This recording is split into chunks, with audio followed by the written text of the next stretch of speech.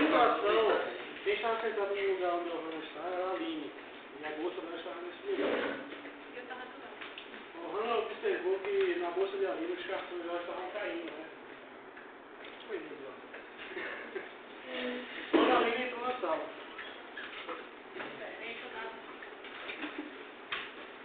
Aline, ó, seu cartão tá caindo, você é aqui, na bolsa.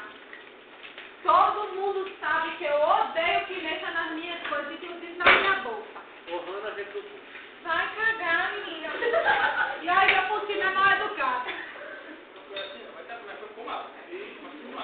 Ohana levantou e dizendo que deixou o lugar.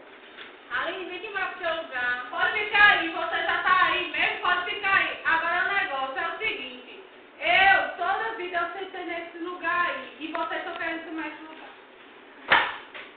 Ohana se levanta